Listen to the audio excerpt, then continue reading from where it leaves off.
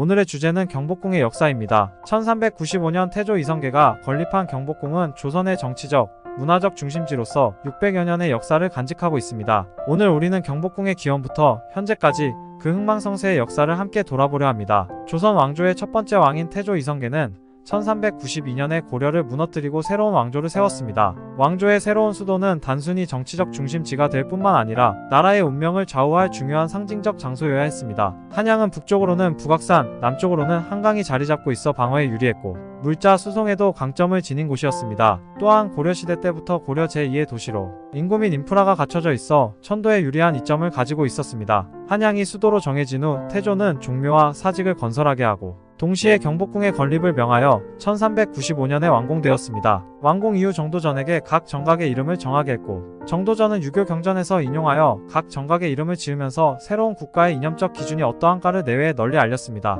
경복궁이라는 이름의 경은 큰 복을 의미하고 복은 왕조의 번영을 상징하며 왕과 백성 모두에게 큰 복을 가져다 준다는 의미를 담고 있습니다. 경복궁의 중심 건축물인 근정전은 왕이 신하들과 국정을 논의하고 중요한 결정을 내리는 장소로 국가의 정치를 책임지는 상징적인 건물이었습니다. 근정이라는 이름 자체도 근면하게 정치를 하다라는 뜻을 내포하고 있어 왕이 백성들을 위해 최선을 다해 다스려야 한다는 의무를 강조합니다. 조선 국왕의 정무와 나라의 큰 행사, 즉 외국 사신을 맞이하거나 신하들이 임금에게 새해 인사를 드리는 등 국가의식이 치러지는 장소로 사용되었습니다. 그 중에서도 국왕의 즉위식은 근정전의 주요 기능 중 하나였으며 정종, 세종, 세조, 성종, 중종, 명종, 선조가 근정전에서 즉위를 치렀습니다. 이와 더불어 과거 시험의 거행과 합격 발표도 이곳에서 이루어졌다고 전해집니다. 근정전 외에도 경회루는 연못 위에 세워진 아름다운 두각으로 조선의 국력과 문화적 번영을 상징하는 곳입니다. 이곳에서는 외교적 행사를 포함한 다양한 연회가 열렸으며 왕실의 중요한 의례가 진행되었습니다. 사정전은 왕이 공식적으로 일상 국정을 처리하는 장소였고 강령전은 왕이 거처하며 휴식을 취하는 곳이었습니다. 또한 교태전은 왕비가 머무는 공간으로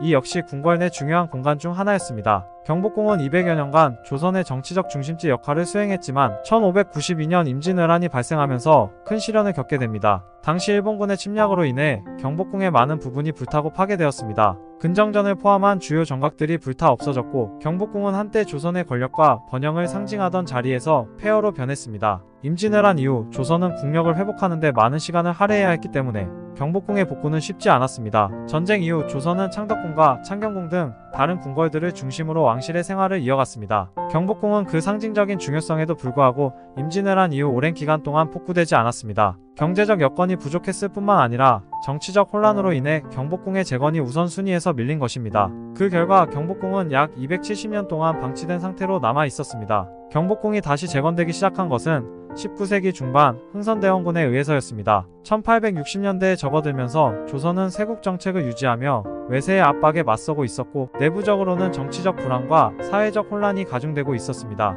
이러한 상황에서 흥선대원군은 경복궁을 복구하여 왕권을 강화하고 조선의 국력을 상징적으로 되찾고자 했습니다. 1867년 흥선대원군은 경복궁의 대대적인 복구를 단행했습니다. 흥선대원군은 궁궐 복구를 통해 왕권을 회복하고 백성들에게 조선의 정치적 안정과 강력한 왕권을 다시금 보여주려는 목적을 갖고 있었습니다. 복구 작업은 매우 방대한 규모로 이루어졌으며 근정전과 경회루를 비롯한 주요 건축물들이 다시 세워졌습니다. 1865년 4월에 시작하여 40개월이 지난 1868년 7월에 완성해 고종이 창덕궁에서 이곳으로 이어했습니다. 복구된 경복궁은 총 7225칸에 달하는 대규모 궁궐로 조선의 위상을 다시 한번 높이는 상징적 공간으로 자리 잡았습니다. 이는 단순한 건축적 복원이 아니라 조선의 정치적, 사회적 재건을 의미하는 중요한 사건이었습니다. 그러나 경복궁은 또다시 큰 시련을 겪게 됩니다. 1910년 일제강점기가 시작되면서 일본은 경복궁을 정치적 상징으로 삼고 그 위상을 훼손하기 위한 다양한 조치를 취했습니다. 먼저 1910년 경복궁의 4천여 칸의 건물이 경매를 통해 팔려나갔다는 기사가 대한매일신보에 실리게 됩니다. 4,000칸이라는 규모는 복원된 전체 경복궁의 3분의 2에 해당하는 엄청난 규모입니다. 그리고 1915년부터 일제는 경복궁을 대규모 박람 회장소로 활용하며